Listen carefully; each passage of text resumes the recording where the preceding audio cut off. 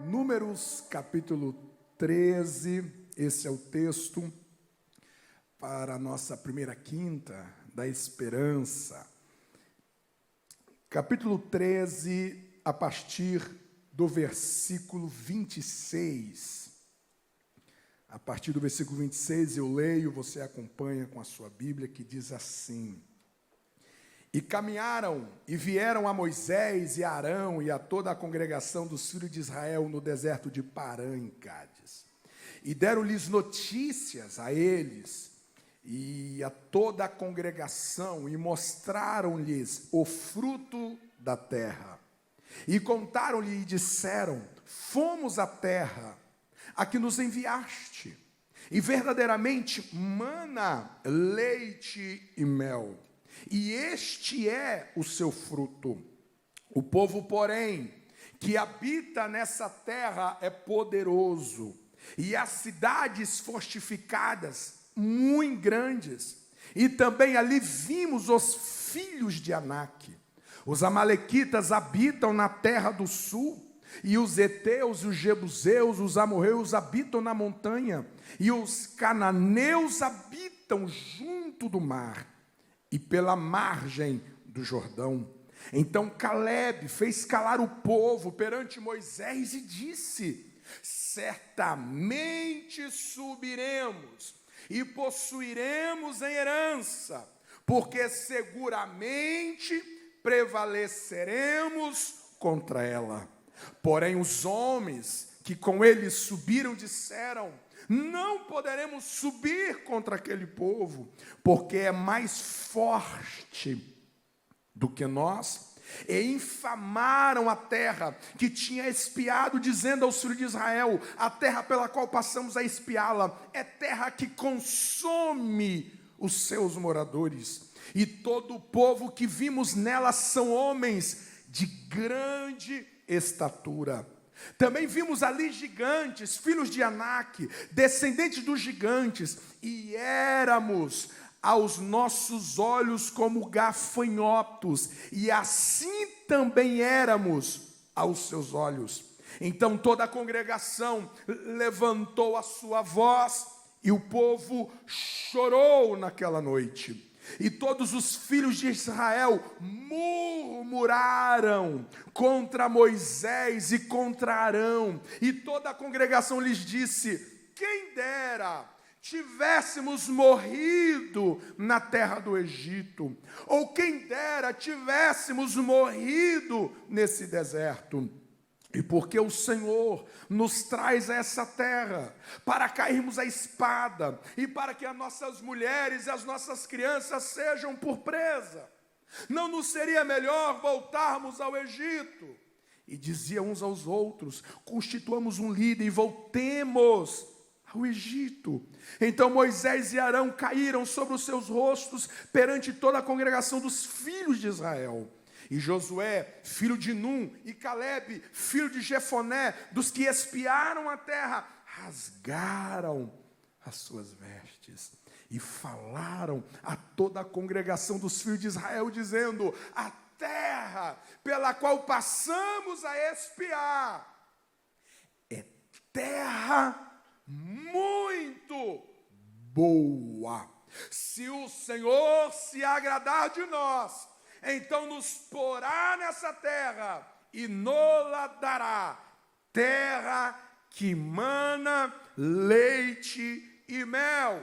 Tão somente não sejais rebeldes contra o Senhor, e não temais o povo dessa terra, porquanto são eles nosso pão. Retirou-se deles o seu amparo. O Senhor é conosco, não os temais. Você crê nessa palavra? Diga: eu creio. Diante do teu inimigo, você tem agigantado ou você tem apenas apequenado o seu inimigo. Chamo de inimigo essa circunstância contrária. Chamo de inimigo aqueles instrumentos que Satanás ergue contra você, contra a sua vida, contra a sua integridade, contra a sua santidade, contra a sua esperança.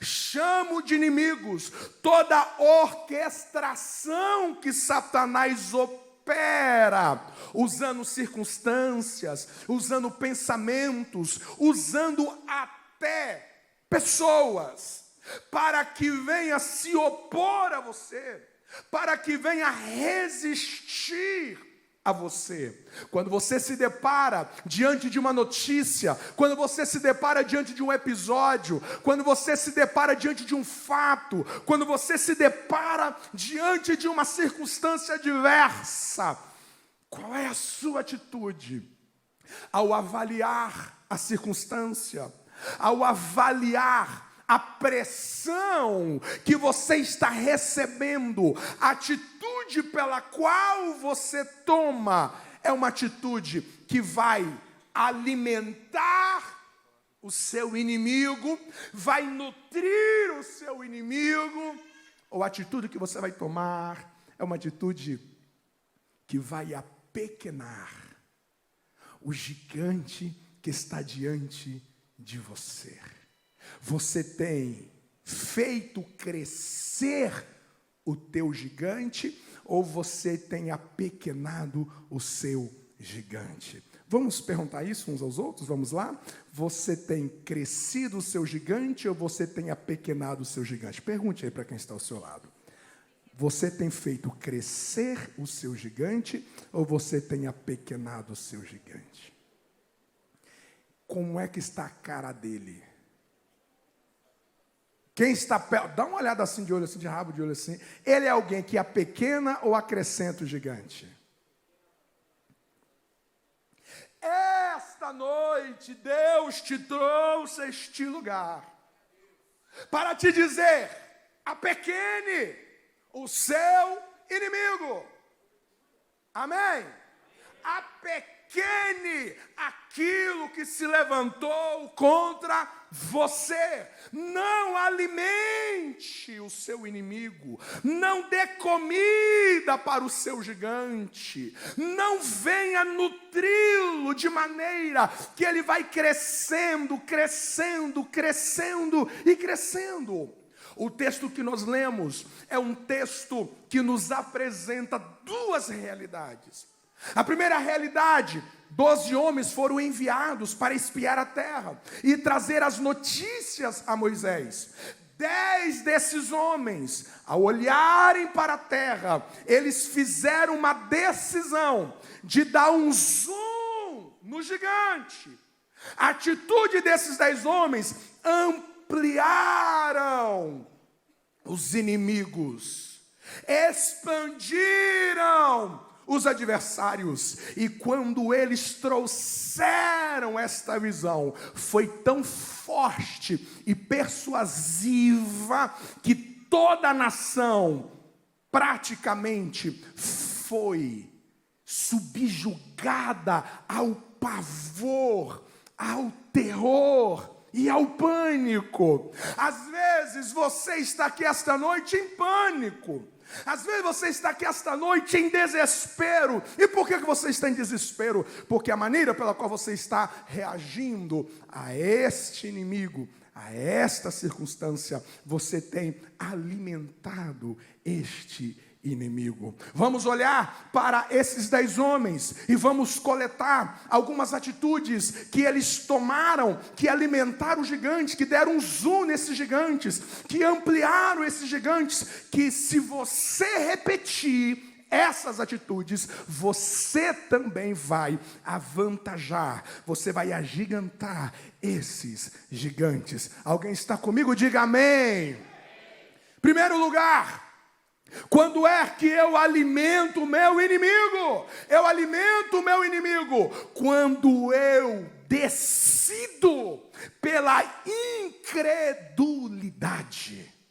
Toda todas as vezes que você decide ser incrédulo a esta situação, quando você decide ser incrédulo no meio desse deserto, quando você decide ser incrédulo diante dessa circunstância dolorida, diante desse sofrimento, você flerta com a incredulidade. Quando você flerta com a incredulidade, você está alimentando este gigante. Esse gigante vai crescendo, crescendo, crescendo e crescendo. É isso que esses homens vão fazer. Eles não acreditam que Israel tinha capacidade de entrar na terra.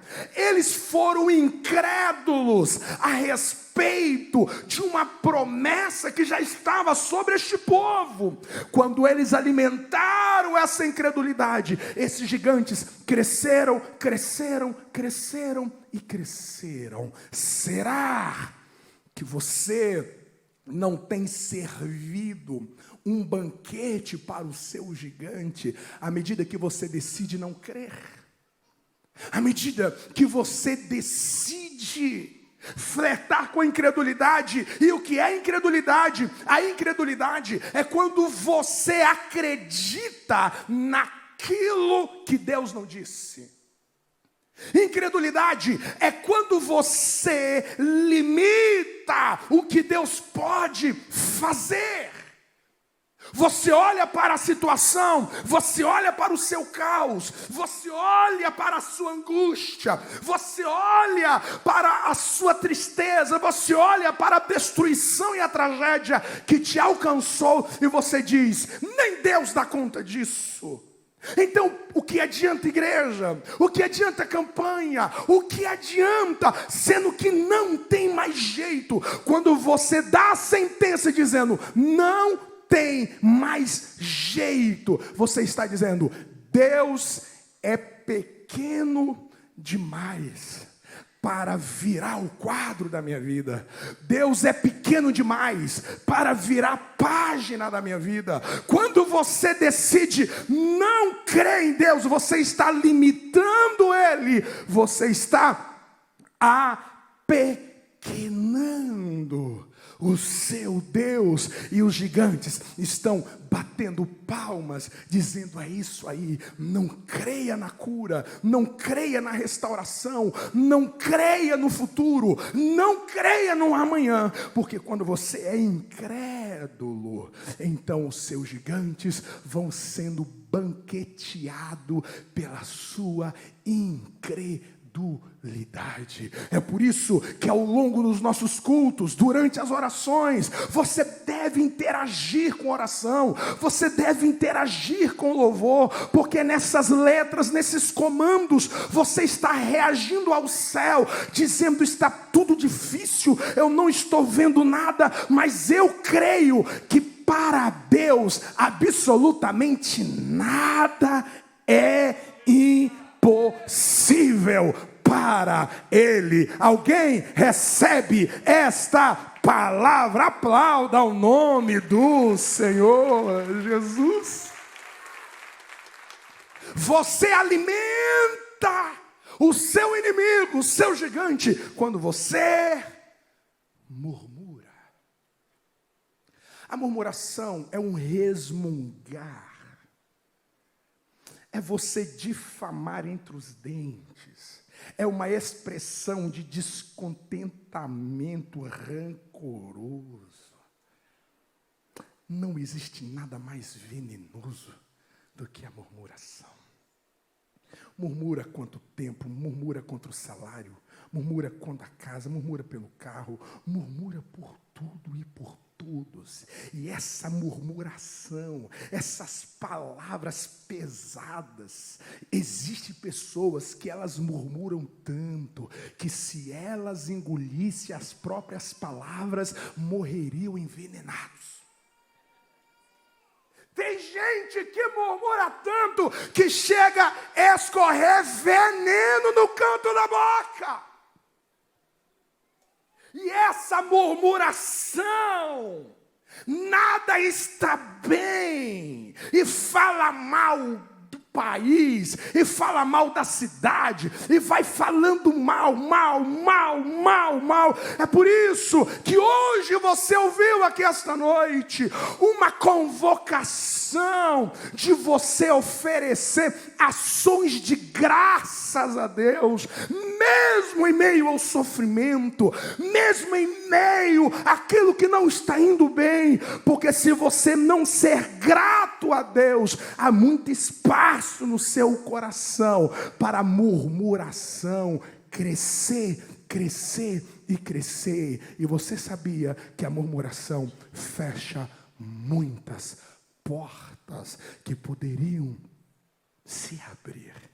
Mas a gente fala tão mal desse casamento, a gente fala tão mal dessa casa, a gente fala tão mal dessa família, a gente fala tão mal dessas pessoas, só sai palavras pesadas, pontiagudas, e o gigante está dizendo: é isso aí, continua reclamando, continua resmungando, porque quando você amaldiçoa essa casa, quando você amaldiçoa o seu salário, quando você amaldiçoa pessoas, deveria ter morrido, deveria morrer, não presta, é imprestável, e você vai destilando veneno, o gigante vai crescendo,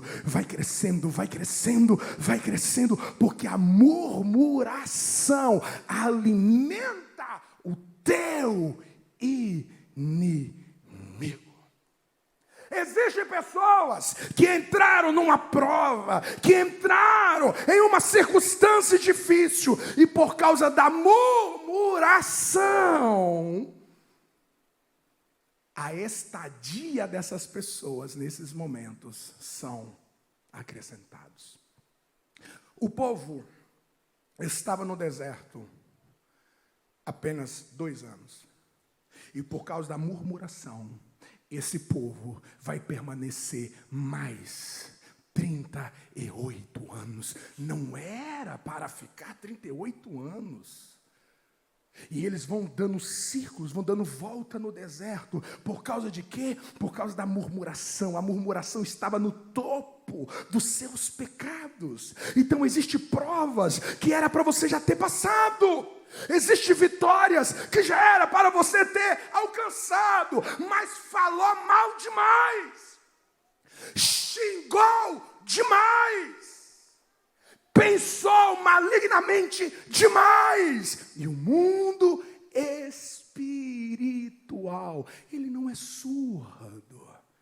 O mundo espiritual escuta, o mundo espiritual leva a sério as suas palavras. Preste atenção no que eu vou te dizer. Não existe território neutro no campo das palavras.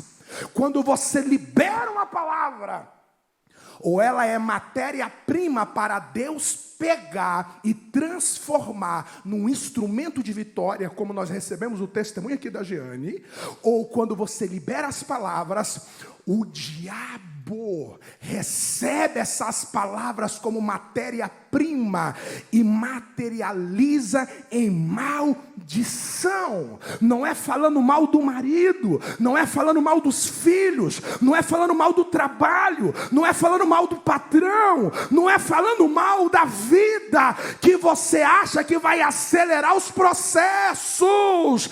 É você substituir a murmuração por ação de graça diante de Deus. É que o seu gigante não será alimentado e o seu momento de dificuldade não será ampliado. Alguém está ouvindo Deus aqui? Murmuração alimenta os seus gigantes. Quando você decide pelo medo, o medo, aquele sentimento de pânico antecedido pela ansiedade, pela insegurança, quando você cede a este medo, o seu inimigo cresce. Eu não sei se vocês já tiveram essa experiência, mas quando a gente era criança, geralmente a gente ouvia umas histórias bem sinistras que acontecia nas fazendas, nas roças. E eu lembro que muitas vezes a gente ia para casa e a gente passava perto de um bananal. Eu nunca vi um trem tão estranho como folha de bananeira no escuro quando você está com medo. Gente, nós já vimos tantos monstros que a gente olhava assim à distância, arrepiava quando eu tinha cabelo. Meu Deus do céu! Mas eu arrepiava. Mas eu tinha de passar, não tinha como voltar. E quando a gente chegava mais perto, era uma folha de bananeira. O medo configurava imagens, materializava imagens irreais. Quantas vezes eu levantava à noite, às vezes assustado, e quando eu olhava para uma sombra, era como se eu estivesse vendo um monstro. E o que eu fazia? Me cobria. É como se cobrisse, o monstro não chegasse. Mas quando a gente fixava o olho, era uma sombra. O medo constrói inimigos irreais. Eu vou falar de novo. Quando você decide pelo medo, você constrói inimigos irreais. O medo alimenta o seu inimigo. Quando você decide olhar para o passado equivocadamente, olha o que esse texto nos diz. É melhor nós voltarmos para o Egito. É melhor a gente voltar para trás. A gente era mais feliz lá. Eles olham para o passado e eles fazem uma interpretação equivocada, porque nós éramos felizes lá. Não. No Egito nós éramos escravos. Nós oramos muito para Deus nos tirar de lá. Mas agora a gente olha para o passado e faz uma interpretação errada do passado. E quando você faz isso, você agiganta o seu inimigo. Você olha para trás e você começa a interpretar equivocadamente as suas dores. Aí você começa a dizer, como que Deus deixou isso acontecer comigo? Aí você olha para trás e você começa a tratar equivocadamente o seu sofrimento, as suas decepções, as suas frustrações. E ao invés de você tratar com perdão, como foi orado hoje, ao invés de você tratar dizendo foi ruim, machucou, doeu, sangrou, mas não me matou. Não, a gente olha e vai revolvendo. Como eu fui vítima, como eu sofri. Mas você está olhando para o passado com lentes borradas. É isso que vai agigantar o seu inimigo. O passado, ele pode ser memórias que te trarão esperança, ou será pá que vai cavar a cova do seu futuro. Não olhe para o seu passado com vitimismo. Não olhe para o seu passado com rancor, com ressentimento, porque isso vai alimentar o seu inimigo. O texto vai nos dizer que esses homens, eles ficaram reféns do que era aparente. Eles olham para o tamanho dos gigantes, eles acham que o tamanho dos gigantes, que a complexidade da terra, era maior do que tudo. Quando você fica refém do que está aparente de você, você corre um risco de acrescentar o seu gigante. A Bíblia conta-nos a história de Jacó. Você sabia que Jacó, ele viveu um luto que nunca aconteceu? Durante anos, Jacó chorou as lágrimas de um luto que nunca aconteceu. E por que ele fez isso? Isso foi feito porque ele olhou para as vestes de José, que os seus filhos trouxeram, matou um animal, rasgou a veste, salpicou de sangue, diz, um animal pegou José e o devorou. A túnica era de José, mas o sangue não. Se ele chegasse mais perto, poderia perceber que o rasgo não era de uma fera. Mas ele foi enganado pela aparência. Em uma aparência, você começa a sofrer dores que não deveria sofrer. Pela aparência, você começa a ser convencido de derrotas que não eram derrotas. Calma, você não foi esquecida. Calma. Existem pessoas que te amam, existem pessoas que te valorizam, existem pessoas que se importam com você, mas às vezes você olha à sua volta e você vai dando sentenças. Você vai dando sentenças, e sentenças erradas. Esses homens se embriagam pelas aparências. E quando eles fazem isso, o gigante vai crescendo. O que a economia está dizendo? O gigante está crescendo. O que os jornais estão dizendo? O gigante vai crescendo. O que todo mundo está dizendo? O jornal está crescendo, o gigante está crescendo, crescendo, crescendo. O texto vai dizer que esses homens se definiram a partir do gigante. Olha o texto. Nós somos como gafanhotos aos seus olhos. Eles vão construir uma identidade a partir do inimigo. Sério mesmo? Sério mesmo que você vai acreditar na sua identidade a partir de quem te feriu? A partir de quem te traiu? A partir do abusador? A partir de quem liberou uma palavra contra você no momento de ódio? Você pegou essa palavra e você definiu você a partir disso. Você definiu o seu futuro a partir de um sentimento averso, terrível, de uma decepção, de uma queda, de um fracasso, e você recebeu essas vozes e disse: é isso que eu sou? Não. Quando você se define a partir do seu inimigo, o seu inimigo vai crescendo, crescendo, crescendo e crescendo. Diga comigo: misericórdia.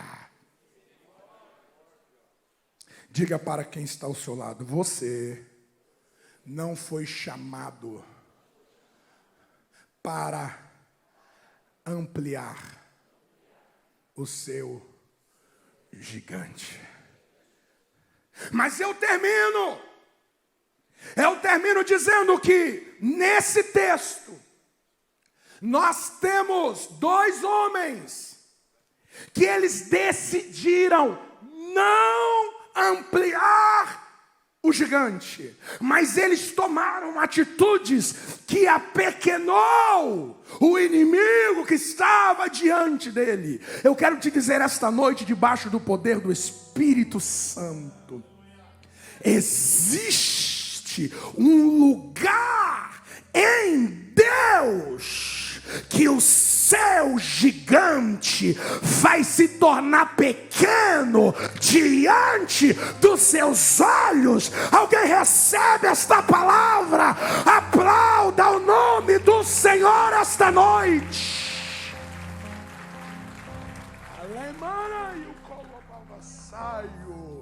Josué e Calebe, eles vão deixar Deus no seu devido lugar. Calebe pega a palavra e diz assim: calma aí. Se for da vontade de Deus, se Ele se agradar de nós, se Ele quiser, esses inimigos se tornarão farofa faz diante do nosso Deus. O gigante é grande aos nossos olhos, o gigante é grande diante do nosso braço, o inimigo é grande diante da nossa estatura. Mas dá uma olhada para cima. Qual é o tamanho do nosso Deus? Qual é o tamanho da mão do nosso Deus? Qual é o tamanho do poder do nosso Deus, que criou o mundo em 6 dias, com o poder da sua palavra, que disse para o mar: daqui você não passa. Ele chama as estrelas pelo nome, e elas se apresentam dizendo: eis-nos aqui. Diante deste Deus, esse gigante não é nada. Diante deste Deus, este mal não é nada. Diante deste Deus, essa doença não é nada. Deus continua grande. Quem pode aplaudir este Deus?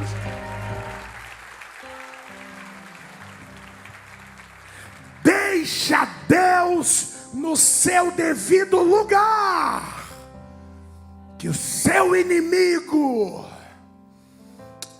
vai se apequenando. Pega este laudo,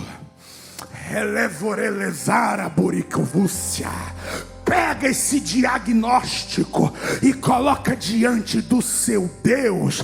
Pega a sua crise, pega a sua dor, pega o seu sofrimento, pega a sua crise, pega o seu luto, pega as suas lágrimas e coloca diante do seu Deus. Não há nada que acontece nessa terra que tire o teu Deus do trono. Ele é Rei dos Reis, Ele é Senhor do Senhor. Ele dá um comando para o vento, ele se acalma. Ele libera uma palavra para as ondas e o mar se aquieta. Se ele liberar uma palavra, tudo muda na tua vida esta noite. O seu destino muda, o filho muda, o casamento muda, a empresa vai mudar, as emoções vai mudar.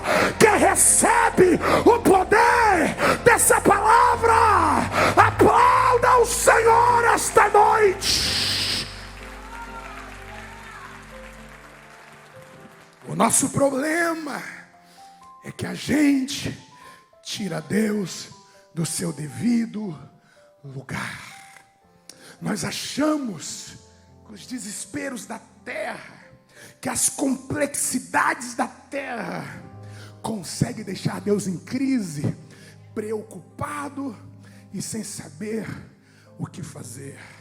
Na cabeça de alguns, Deus entra em crise no céu. E agora, o que a gente vai fazer? Eu acho que eu vou lá na Quinta da Esperança fazer uma campanha. Como que eu vou ajudar essa mulher? Como que eu vou ajudar essa mãe solteira? Como que eu vou ser a provisão para essa mulher? Como que eu vou dar sustento para esta mulher depois do desamparo? Como que eu vou? Não, o seu Deus é Senhor, é soberano nos mínimos detalhes. Deixa Deus no seu devido lugar, que Satanás ficará com a cabeça debaixo dos seus pés. Deixa Deus no seu devido lugar, que você vai ver o que Deus fará diante desta causa. Quem está comigo nessa palavra? Quem está comigo nesta palavra? Aplauda o Senhor, glorifique ao Senhor esta noite. Caleb entra em cena e diz: o quê?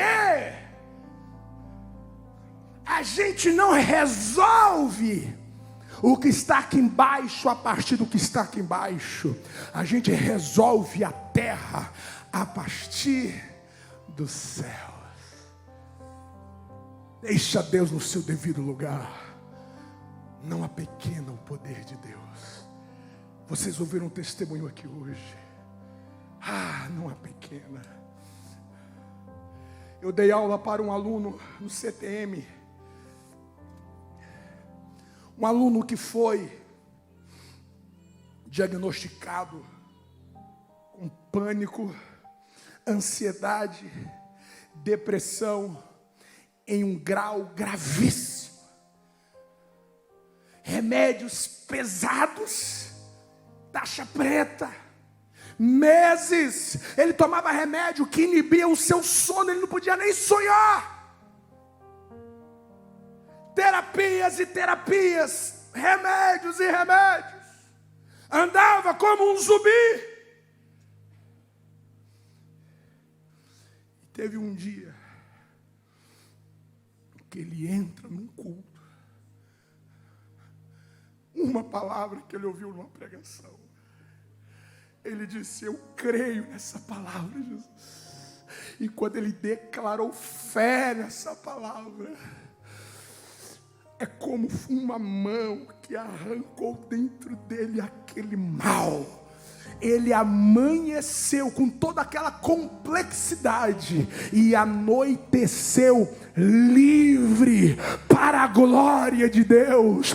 Ele pode surpreender o que o óbvio está dizendo. Ele pode surpreender o que estão pensando que vai acontecer. Mas nós dependemos do Senhor. Nós confiamos no Senhor. Deixa Deus no seu devido lugar, que o teu gigante será apequenado. Você recebe esta palavra esta noite. Eu te aconselho a você essa semana, dá um Google lá, colocando versículos sobre a grandeza de Deus. Abre a Bíblia, circule esses versículos e grita para a tua alma: eu creio que este Deus é o meu Deus, é o meu Pai, e Ele está cuidando de mim. Oh, glória a Deus. Deixa Deus no seu devido lugar. Deixa Ele no trono governando. Deixa Ele no trono soberanamente. Que aquilo que te assombra, aquilo que te apavora, aquilo que te aterroriza, vai descer aos seus pés pelo poder daquele que está assentado no trono. Você crê nessa palavra? Você recebe essa palavra? Fique de pé comigo em nome de Jesus. Eu vou apenas citar os próximos. Você quer apequenar o seu inimigo? Decide andar por fé, não a partir do que os seus olhos estão vendo. Aí você diz assim: mas pastor, isso não é ser irresponsável. Não, você não está ignorando o que está diante de você, mas você está vendo milagrosamente o que as mãos do Senhor. O pastor Nazareno falou isso essa noite.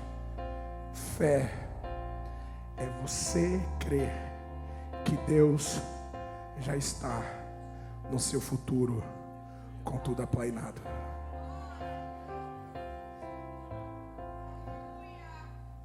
Existem cenários acima dos gigantes. Existem cenários acima daquilo que te apavora hoje. E o nome disso chama-se fé.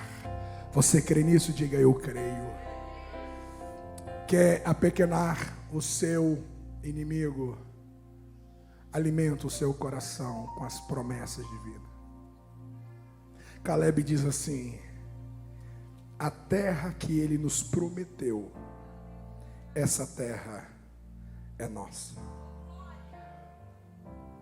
Essa terra é nossa. Eu ouvi algo essa semana que eu achei interessante, viralizou no Brasil, mas coisa boa a gente deve repetir. Uma criança abriu uma revista de quadrinhos, e na primeira página o vilão socando o herói. Segunda página, o vilão socando o herói. E aquilo foi deixando ela apavorada, foi deixando ela, coração acelerado. Sabe o que ela fez? Foi na última página. E lá na última página,